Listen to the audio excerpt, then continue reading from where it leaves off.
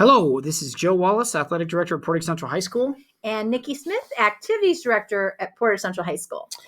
Today, we're going to be recording this video that will be in place of our typical code of conduct meetings that we do every year for our incoming freshmen or those new to extracurricular activities at Portage Central. So this is the 2021 Code of Conduct virtual meeting. Code of Conduct meeting is for every new member of PCHS extracurricular activities.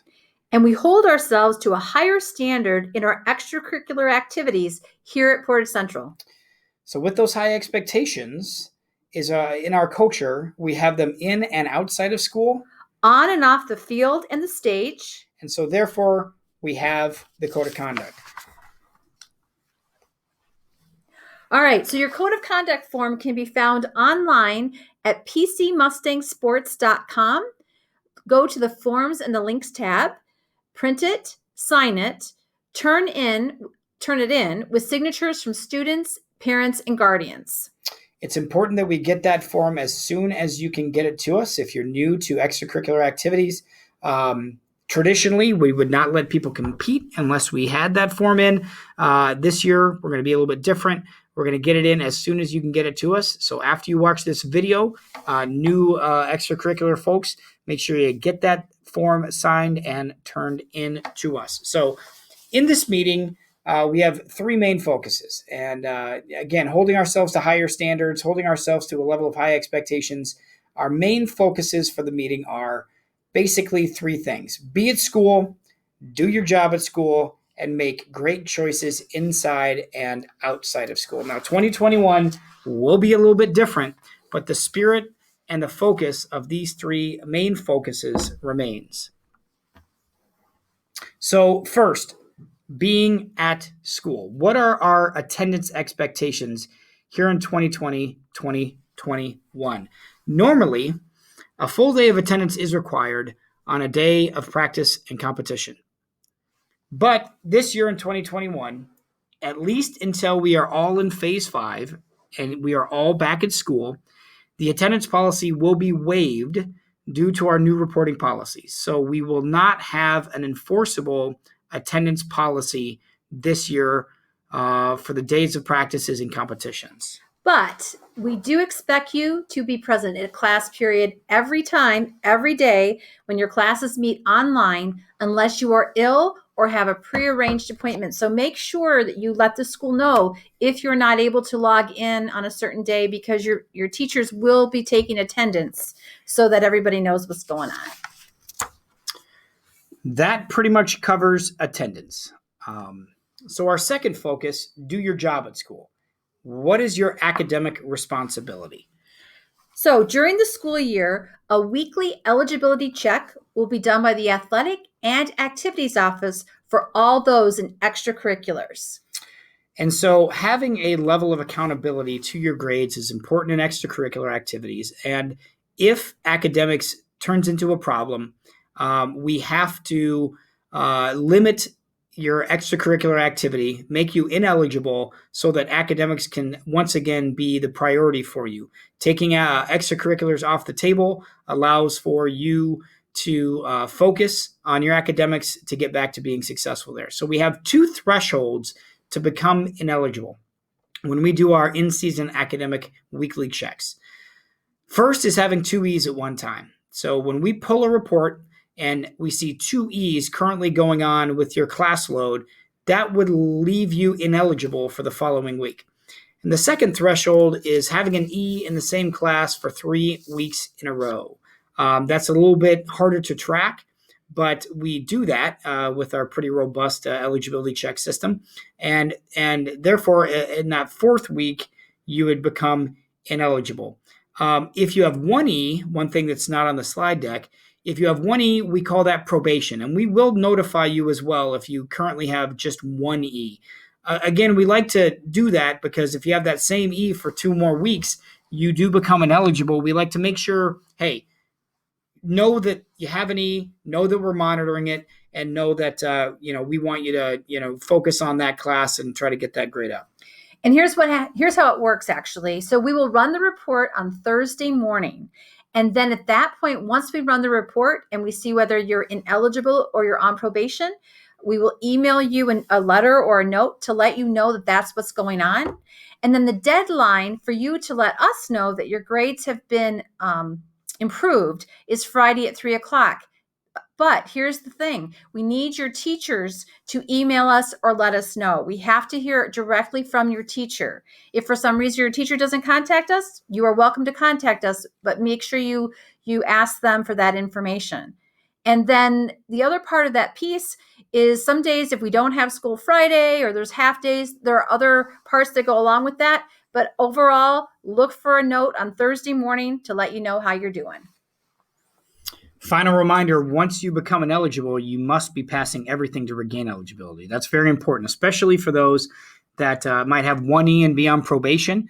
If you get to 2Es and become ineligible, you have to have both of those passing to be able to regain eligibility. So if you get back to 1E, you're not back on probation, you're still ineligible. So once you become ineligible, once you pass over that threshold, you have to be passing everything to regain that eligibility. Finally, end of marking period eligibility. This has a lot to do with athletics, really more, especially that second one. At the end of the semester, there are eligibility thresholds as well. So at the end of a marking period, if you fail 2 classes or have less than a 1.5 GPA for the semester, you'll sit for 10% of the next semester's worth of competitions in the current season or upcoming season that you're in. So for example, if you're a winter athlete and you fail 2 courses at the end of the semester, you'll have to sit 10% of the same season you're in. If you are a spring athlete, you'll sit for the 10% of the first part of that of that season. And if you're a fall athlete and you fail 2 classes at the end of the second semester, you'll have to sit 10% of the next semester's worth of competitions. And then finally, if you have failed 3 classes, well, now we're in some pretty deep trouble. Under the MHSA mandated 66% passing rule, they have a rule that if you don't pass at least 66% of a full course load, you then become ineligible for the next 60 school days. So you would be ineligible to compete in athletics for the next 60 school days. So that's not a road you want to be down. So let's make sure we don't fail 3 classes. All right. And so the last but not least, we have making great choices inside and outside of school. So that's basically our code of conduct. Why is this called the code of conduct? Well, because we address in our code of conduct drugs, alcohol, tobacco, and paraphernalia. And so usually when I'm in a meeting with our families that are going through the code of conduct meeting, I tell them to pull out their handbook that they were given, their planner that they were given at the beginning of the year, and I say, turn to page 50. And we're going to read this together while I read it aloud, very similar to an elementary experience. So I'm going to do that right now. So again, it starts with the bolded underlined word rule. With regard to any controlled substance, regardless of the quantity, a student shall not consume, have in his or her possession, be in the presence or underage consumption or possession, transfer, which is buying, selling, giving away, or receiving, or be an accomplice to the transfer or consumption of any controlled substance. This includes possession or use of tobacco or nicotine in any form, including lookalikes and vaporizers, or possession of any related paraphernalia, pipes, vaporizers, lighters, matches, rolling papers, etc. The school's expectation for any student who encounters controlled substances at a student gathering inside or outside of the school is to leave the gathering as soon as possible. So to simplify what Mr. Wallace just said, it is a code of conduct violation if you use, are in possession of, or are in the presence of underage consumption, possession of a controlled substance and or paraphernalia. And we just want to stress presence of. You may not be using, but if you're with other people that are, then you will also receive a code of conduct violation. So please be careful who you hang out with. That's very, very important. Agreed. Something I like addressing, I know Mrs. Smith does as well. This includes vaping. I can't stress enough how important it is for us to address vaping. Vaping is unfortunately a scourge currently in schools nationally, and we really, really, really want to focus on informing our students and our parents about vaping is a code of conduct violation. And since the 2017-2018 school year, 75% of our code of conduct violations have involved vaporizers. So you can see how it's gone up. And that's and it's one of the reasons that we talk about inside and outside of school.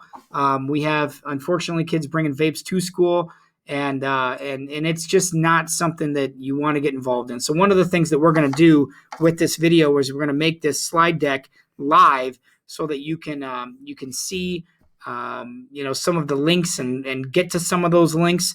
But guys, vaping is not good. Not that any of the other controlled substances, alcohol, drugs like marijuana, or any of the prescription drugs that get shared. Obviously, all that is bad. But in terms of acknowledging what our number one scenario for code of conduct is, it's vaping inside and outside of school. And so make sure we're staying educated. Parents, help your kids stay educated. There's a lot of falsehoods about the safety of e-cigarettes and vaping compared to traditional cigarettes out there.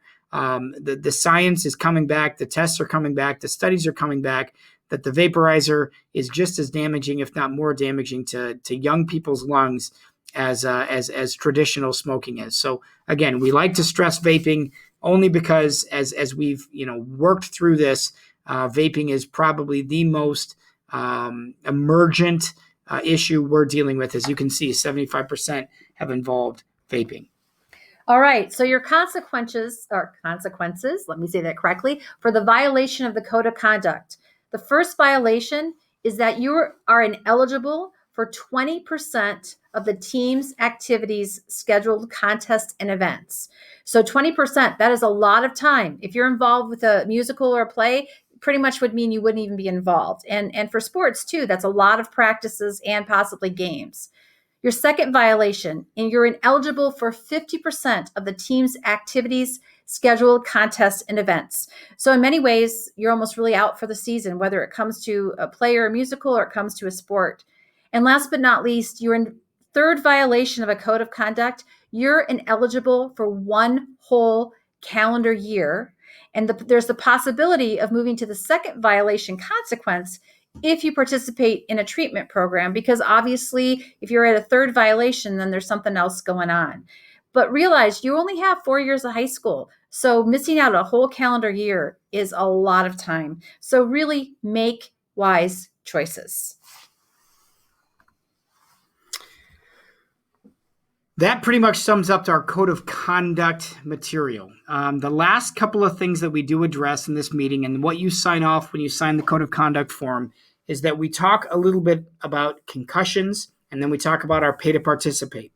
I usually make a joke in our in-face and in-person code of conduct meetings that, we don't want to beat you over the head with more concussion material. Ha ha ha, that's a funny joke. But you've all been inundated as parents and students since the kids were in elementary school now with the concussion form and the concussion sign-off. Please don't take that, being trying to be, humorous here as us not taking it seriously. But we also don't want to overstress something that we know we already take seriously and you guys look at. So we're not going to go through every one of those signs and symptoms. There are some links down at the bottom of this presentation, of this slide, to some more concussion-related material. But we take concussions very seriously. And truly, when in doubt, we sit you out. If you are exhibiting any concussion-type symptoms, anything where you've had a direct hit to the head, or any sort of nausea, any sort of concussion-related symptoms, we sit you out until we figure out what's going on. And one of the things that we do for our contact athletes is the impact test, which is a baseline test that the kids take on a computer, where basically it kind of tracks brain functioning.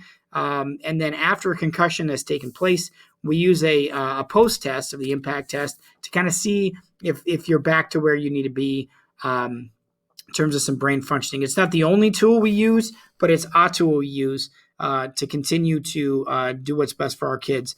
And really, a lot of people have already, you know about the return to play protocol for the most part, but I'm going to stress it one more time that if you have a concussion, we don't just say, okay, you're feeling good the next day. All right, get back in there. There is a 6-step or 6-stage return to play protocol that we have every student athlete go through after a concussion has happened before they can participate fully again. And those stages are right there on the slide. And one of the things that the MHSA did do recently, in the last 3 years, I believe, is before a student athlete can compete again, they have to have a medical clearance form filled out by parents and a doctor before and given back to our trainer before they can actually participate.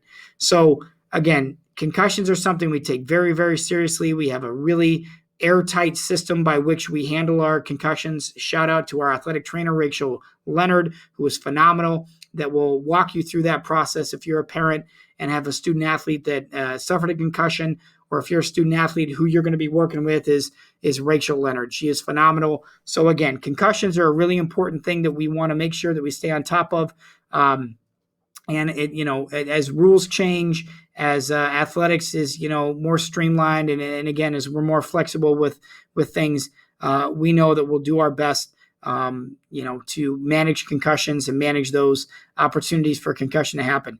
Bottom line, though, is there is no sport that is concussion proof.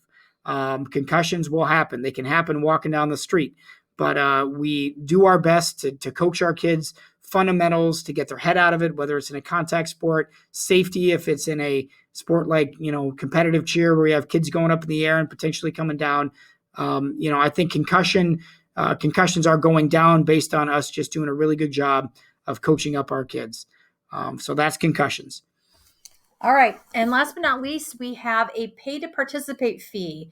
This is a district fee. This is required by Portage Public Schools.